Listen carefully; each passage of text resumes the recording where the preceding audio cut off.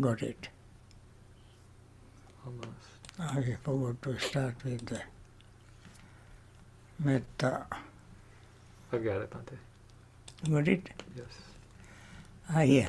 Yeah. Oh, I've got it. Okay. You can close that. You close it? Yes. Okay. Okay, friends, let us begin our meditation. May all beings be happy and secure. May all beings have happy minds. Whatever living beings there may be, without exception, weak or strong, long, large, medium, short, subtle, and visible and invisible, living, living near or far, all or beings coming have to happy birth. minds. Let no one deceive another, Let no one deceive another, nor nor despise despise anyone anywhere, anyone anyway, neither from neither anger nor from ill will anger nor ill should will, anyone wish should harm to another. anyone wish harm to another. To protect her only child, even so towards all living beings, one should cultivate a boundless heart. One should cultivate for all the world a heart of boundless loving friendliness, above, below, and all around, unobstructed, without hate or resentment, whether standing, walking, sitting, lying down, or whenever awake. One should develop this mindfulness. This is called divinely dwelling here, not falling into erroneous views, but virtuous and endowed with vision, removing desire for sensual pleasures. One comes never again to birth in the womb. With this wonderful metta thought in mind, let us spend some time in meditation. I repeat instructions every day, every time we meditate, because these are very important instructions.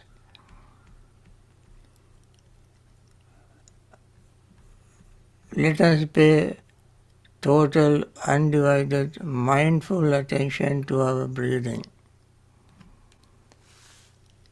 without verbalizing or conceptualizing, paying total attention to the breath. Breathe in and breathe out. As we keep breathing in and breathing out, we notice the breath, and that doesn't stay the same, it changes. We notice the feeling of breath. When we breathe in, we have one feeling. When we breathe out, we have another feeling. We also perceive the breath when we inhale and exhale. We have an intention to breathe in and breathe out. We are totally conscious of inhaling and exhaling. These words I mentioned represent 5 aggregates. They are sometimes called aggregates of clinging, because we naturally cling to these aggregates. Breath is a form, body. We cling to the body, or at least we have thought of clinging to the body. We have feelings that belongs to feeling aggregate. We cling to our feeling or think of clinging to it. Mentally we perceive the breath. That belongs to perception aggregate. Then we have intention to breathe. That belongs to sankhara aggregate. Formations aggregate. We are conscious of the breath. That belongs to consciousness aggregate. So when we breathe in and out, our form, feeling, perceptions, volition or thoughts and consciousness also arise and pass away. In fact, these 5 aggregates work together simultaneously. They work so fast that we cannot isolate any of them. They all mix together, work together, move in and out together. That also shows that they are not permanent entities. They are changing all the time. This is 100% true. They all change. As they are changing, and as there is no way to stop it, we simply become aware of these changes. And then we find there is no room for greed to arise at that time. Even greed is impermanent, changing. When we see the changes, no resentment can arise, because even the resentment is impermanent. We cannot hold on to our perception. That also changes. We cannot hold on to our volitions or thoughts. It changes. We cannot hold on to consciousness. They change. That changes. When we see these changes happening constantly, desire doesn't arise to hold on to anything. When desire doesn't arise, mind settles down. The breath settles down. The body and mind becomes calm, relaxed, and relatively peaceful. At that state, no resentment can arise. That is the time we experience the benefit of Metta. When there is no resentment, in that place we find Metta, friendliness, universal love, unconditional love. And then, of course, at that time, mind becomes more calm and more peaceful. Perhaps some people might feel sleepy or drowsy. And that sleepiness and drowsiness we have to overcome by arousing energy, by visualizing very bright light. Visualizing bright light is highly recommended by the Buddha to overcome sleepiness and drowsiness. When it is taken care of, its opposite can arise, restlessness and worry. Restlessness and worry arises because of incomplete work in the past or incorrect work in the past. So we want to get rid of that. In the first place, we do not want to think of anything of the past or the future, but simply stay with our breath. When restlessness and worry fades away, there will arise joy. That joyful mental state leads to happiness. Happy state of mind gains concentration. When we gain concentration with the concentrated state of mind, we can see things exactly as they are. All these are very natural. So Buddha said, when we gain concentration, we see very, very subtle changes, impermanence in the most subtle way. What is the impermanence of this body? Feelings, perceptions, thoughts, and consciousness. These are the material we have. They all are changing all the time.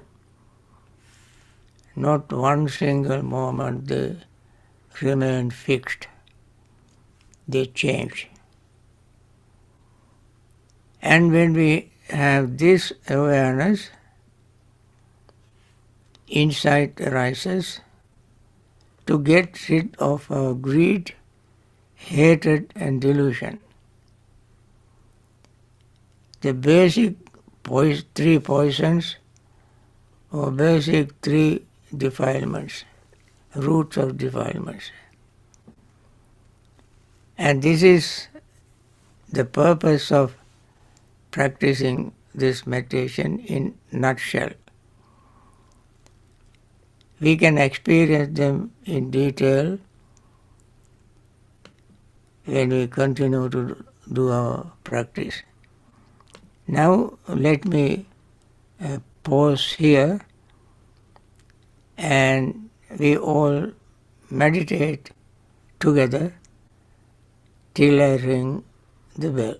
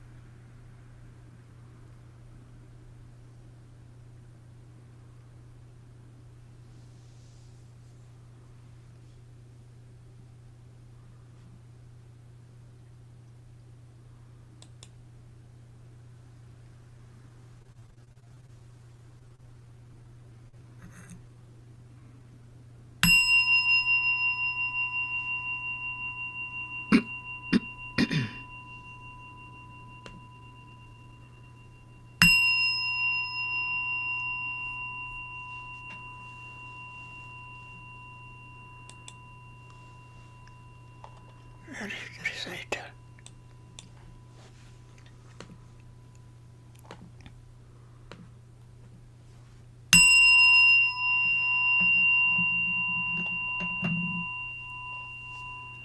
May the suffering be free from suffering. May the fear-struck be free from fear. We started. By means of this meritorious deed, may I never join with the foolish.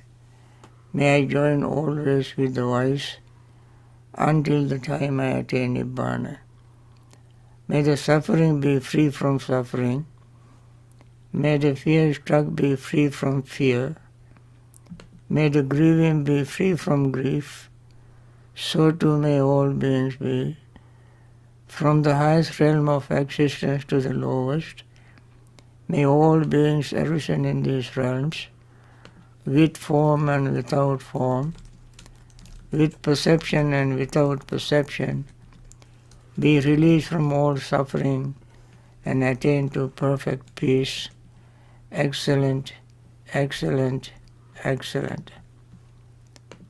Now, friends, you can ask your questions.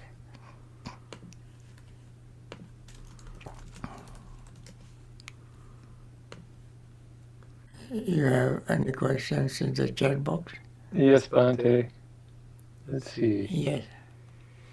Dear Bhante, my questions are about meditation. In the description given, when we are able to focus on the breath, we experience rapture or joy, followed by tranquility. I do feel that it is very pleasant when I can keep watching the breath, and the breath becomes smooth and gentle. But I only experience calm, very pleasant, which seems like tranquility but not rapture. Is it necessary to have rapture, then tranquility? Or we can experience tranquility without rapture. In addition, tranquility will after some time give way to restlessness, and I do not know the reason. What should I do? Thank you for your guidance, Bhante. Could you stop this echoing? Yes, that's a good question. It comes from the practical experience. That is very important to come up with questions from personal experience. Yes, you experience tranquility, and if you stay on that tranquility without letting the mind be disturbed, sometimes some thoughts can haunt your mind in very subtle way, waiting to disturb the mind. That is the nature of vitakka. We have overcome hindrances and have very important mental factors working in unison. Hindrances also work as a team. Just imagine two teams playing. One team is trying to attack the other. Similarly, in this practice, hindrances are waiting to get in, to invade the mind. Any weak moment, any of these hindrances can sneak in and disturb the mind. In this case, when you have tranquil, calm, peaceful state, restlessness and worry, or greed or resentment can pop up to disturb your tranquility. And this is what we have to watch very carefully. mindfully, not to let that happen. Your firm determination must keep it away from disturbing your mind, disturbing your tranquility. When the tranquility, if you stay with that, naturally it becomes very, very subtle and then gain happiness. You cannot identify them so quickly, easily, because these are very subtle mental states. You just stay with your tranquil state of mind and let the other happen. Unfortunately, you may get little excited that you have tranquility, and therefore that very moment of your excitement, your tranquility disturbed and you may not experience happiness. And therefore, don't worry, you keep practicing and practicing, and one day all this doesn't happen at once. One day you gain happiness and concentration with the jhanic factors, and you can gain jhana, first jhana, where you have initial thought, sustained thought,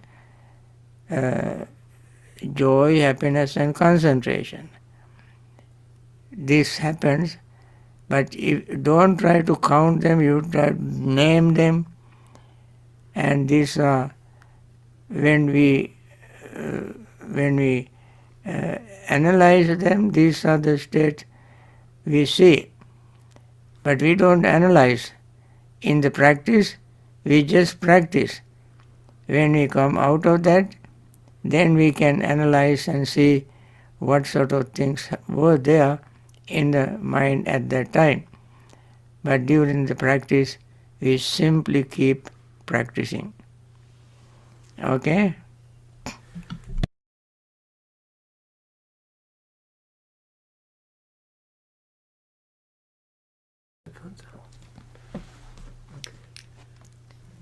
Okay, next question. Dear Bhante, what is the meaning of Bhava? Some say existence and others say becoming. What is the difference between existence and becoming? Actually, the word bhava, becoming is a better term.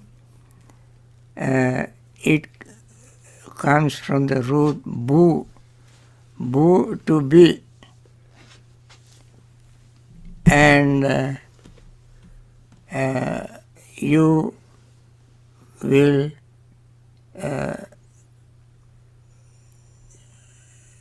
when you cling to something, you become with that particular object. I mean, that is not physically happening, but mentally. And then in your life, you identify with that object mentally. And if you keep identifying yourself with that state, when you die, you will be reborn very much like in that state. Not an inanimate object, but normally people don't identify with object. For instance, you don't identify yourself with your car, your house. You identify with a being, a person, acquiring the characteristics of that person, behavior of that person, where the person is thinking and working. These are the things you acquire, you try to identify with them. and you live like that because you are clinging to these things, clinging to that person's identity, and you like that. Only when you like something you cling to it, and you nourish that thought, and when you pass away, you will be reborn into that state. This may be human, divine being, even animals. Some people like certain animals, and they like them so much that they try to be with them. There was a story called discourse in Majjhima Nikaya called Kukkura Vatika Sutta. I don't think people practice these days anywhere now. Even if there could be, I don't know, but the sutta says that there were two people. One was living like a dog, and the other was living like a cow. That's called Kukkuravati, Kukkuravata, one who lives like a dog, barking, going on the force, eating from the ground without using hands, and doing what the dog does. And the other man was living like a cow, behaving like a cow, doing what cows did. When both of them went to the Buddha, the one who was behaving like a cow told the Buddha that his friend was living like a dog. Then they asked what would their future life be.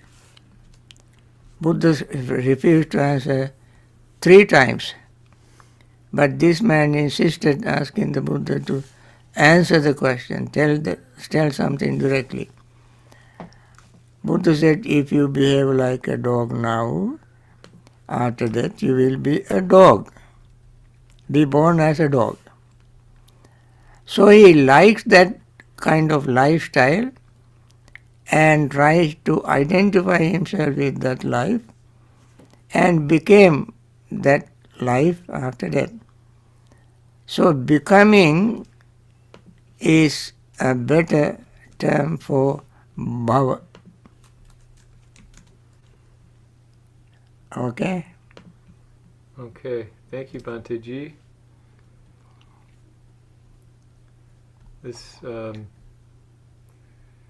is a bit of a long one. Hi, Bhante. I have a sincere question.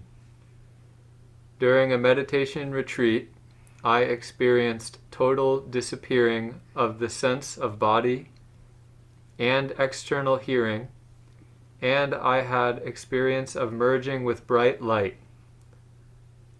As I continued on in that state, with active thought very much subdued or not existing, I had a doubt that if I carried on, I might get into the state of neither perception nor non-perception, which I read before is an unfortunate state because one cannot get enlightened there and can get stuck there for eons without being able to hear, see, or experience the senses. Is there really such a state to be worried about getting into?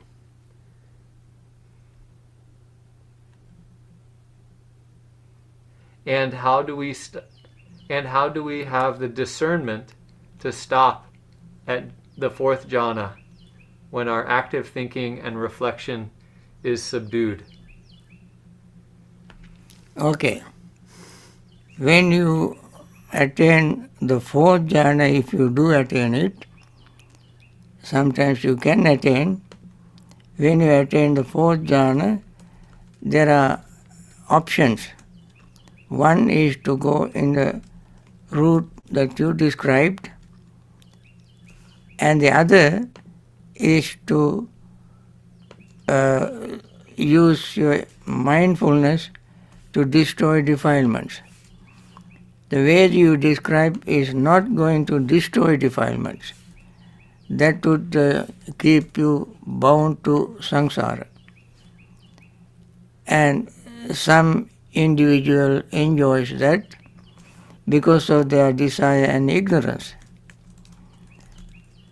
That has been happening even before the Buddha came into existence.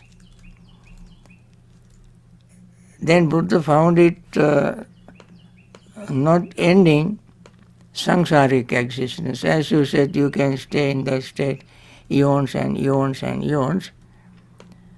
When we say eons and eons, that indicates a limit. If it is 100 eons is the limit. When you hit the limit, you dash down to the beginning and then start everything all over. So this is not a good solution. Buddha saw that. And therefore he switched on to mindfulness, vipassana practice, seeing impermanence, unsatisfactoriness and selflessness to destroy all greed, hatred, delusion, greed and ignorance particularly. And then he saw the path of liberation.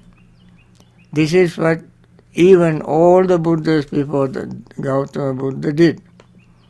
You can see in Samyutta Nikaya, where Buddha has mentioned 7 Buddhas in his discourse who practiced this vipassana magga, the path to liberation, insight practice.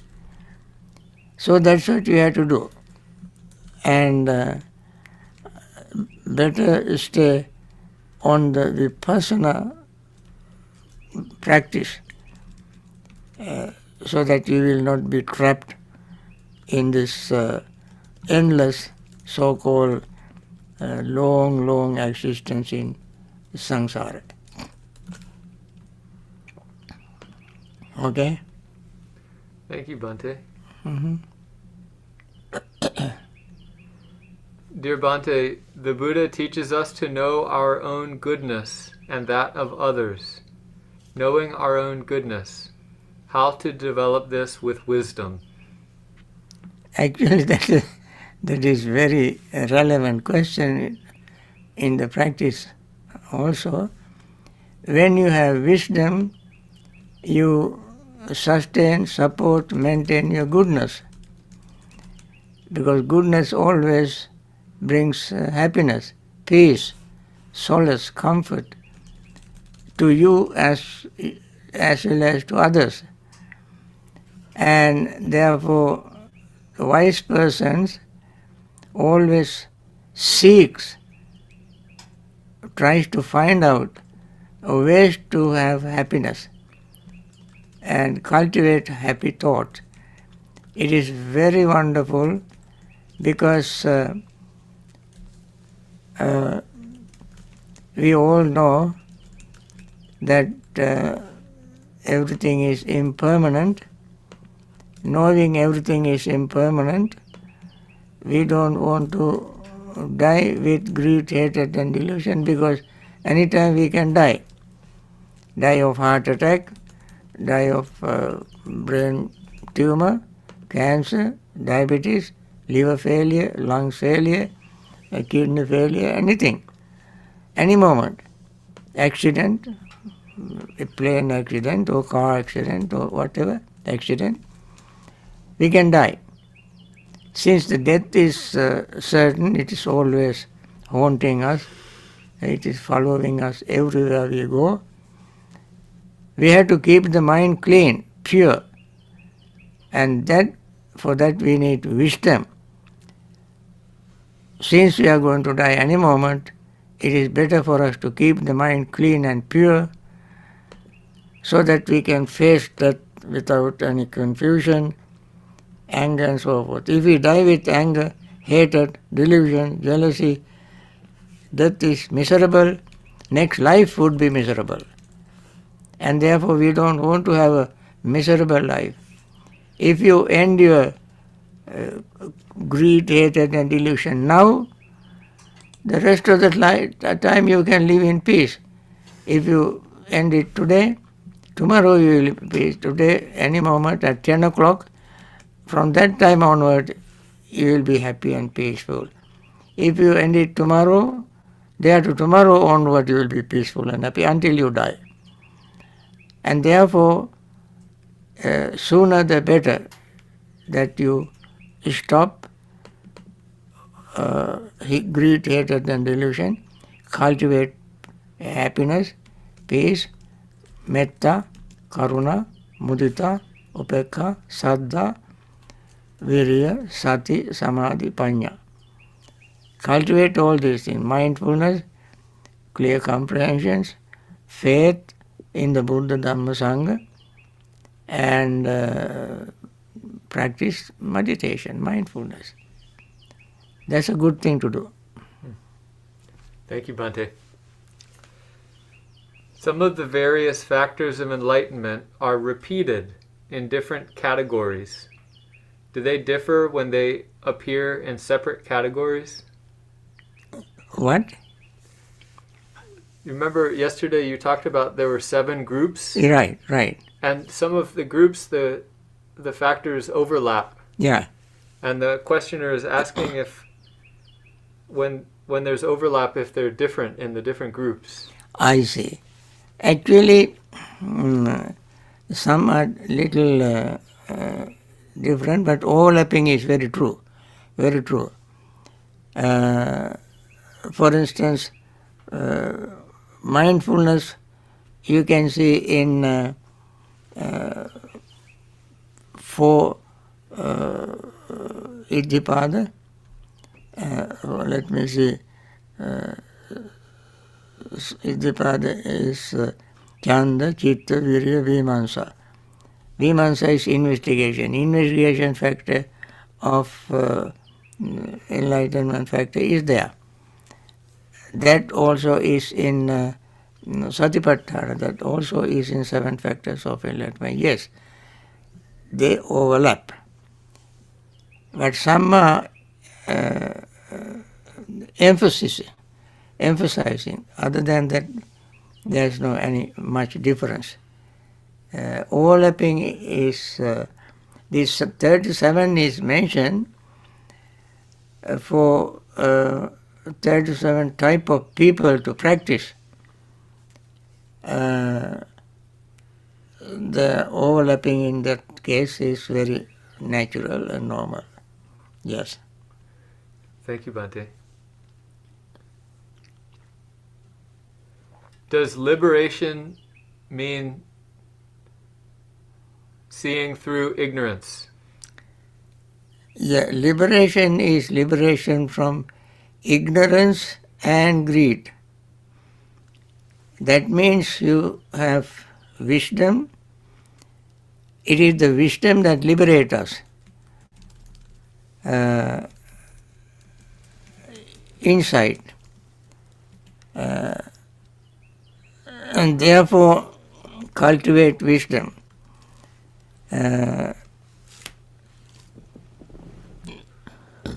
And effort. Actually, 3 factors are involved in liberation. Understanding, mindfulness and effort. Effort, mindfulness and understanding. These 3 factors are important to liberate. Liberate from what? Liberate from suffering caused by ignorance and greed. So when you say you are liberated from suffering, you are liberated from your greed and ignorance. Because ignorance and greed are the combined factors. These are combined factors, not individual. I say combined because where there is ignorance, there is greed. Where there is greed, there is ignorance. And therefore these are going together. They are intertwined. And therefore when you destroy one, other also goes with that. So liberation means liberation from suffering, in short. And eva metasa dukkha kandasa samudayo hoti, Buddha said. Liberation from aggregate of suffering. What are the aggregates of suffering? 5 groups: form, feeling, perception, thought and consciousness. These are called aggregates, and they are also called aggregates of clinging. So long as we have greed and hatred and ignorance, we cling to aggregate. Therefore we call them aggregates of clinging. Once we remove clinging to them, our greed, hatred and delusion, aggregates remain aggregates, not aggregate as clinging. So we want to liberate 5 aggregates, or rescue 5 aggregates from aggregates of clinging. Yeah. Thank you, Bhante. Short question. Hmm? Can a meditator attain jhana by practicing metta? Oh, sure. Metta actually is a stepping stone to gaining concentration, because metta meditation calms down, and metta meditation does not let greed arise in the mind, no hatred. So it's very easy for metta meditator to gain concentration and jhana. Yes, that's a good subject. Thank you, Bhante. So here's the final question for today. Is the decision to destroy hindrances done after coming out of jhana? And the reason this person is asking is because when they were in the jhana, there was no active thinking, only impressions and doubt, which were very fleeting. So this person doesn't see how they can reflect on their delusions or hindrances to unroot them while in the jhanic state. Actually, you have to overcome hindrances to attain jhana. Overcome hindrances to attain jhana. When you are overcoming means they are suppressed. You are not completely destroyed. You are not destroying them completely. Therefore, in order to attain jhana, since you make them weak and put it away temporarily in order to attain jhana, but since they have not destroyed, they still are there in your subconscious mind, and any moment you become weak in jhana, they can arise. And therefore in the jhana you don't destroy hindrances, but therefore before attaining jhana you have to destroy, you have to weaken the hindrances. And then when you gain insight, wisdom, that is the time you destroy hindrances, never to arise again. And therefore there are what is called suppression, other is destruction. There are kaya viveka, chitta viveka, upadhi viveka. Chitta viveka means temporarily suspending hindrances. Upadhi viveka means completely destroying hindrances. When they are destroyed together with other fetters. So that means you not only attain jhana, but you also attain full liberation from hindrances as well as fetters. So before attaining jhana, we have to destroy them. destroy hindrances. Okay. Now, go to the last section, wishing, how we did that. Okay. Now, friends, this end this morning session. By the way, I give a little Dhamma talk to children at 3 o'clock. There are few children. Sometimes adults also can benefit, if you like. That is at 3 o'clock every Sunday. During the last 3 months I did that. Even today I do it. So I want to end this session with my regular wish. May all those who are suffering in various places, in hospitals, in battlegrounds, and so forth, may they all be relieved from those suffering, and all the causes of suffering be removed, eliminated, and returned to normal, regular life. And those doctors and nurses and hospital staffs who are risking their own life, sacrificing their comfort to help these people out of compassion, may they continue their compassionate work and to help these people and live long in very good health. Those others who have lost their relatives, friends, and who are grieving, I want to wish them to be free from that grief, understanding Dhamma, continue practice Dhamma, and be liberated from grief and suffering. And those who are supporting in many ways, financially and otherwise, to help these people continue their very generous, compassionate support and live in very good health and peace.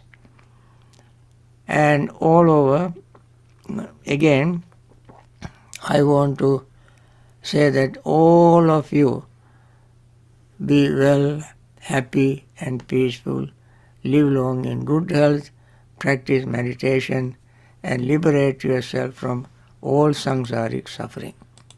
Okay, good. Thank you, Bhante. Sadhu, sadhu, Thank you, sadhu. Bhante. Thank you, Bhante. Bhante. Thank you, Bante. Bhante. Thank you, Thank Bhante. you, Thank you, Bante. Bhante. Thank you, Bante. Attain. Everyone, Sadhu, Sarivati. sadhu, Thank you. sadhu. Bye. Sadhu, sadhu, sadhu. Sadhu, sadhu.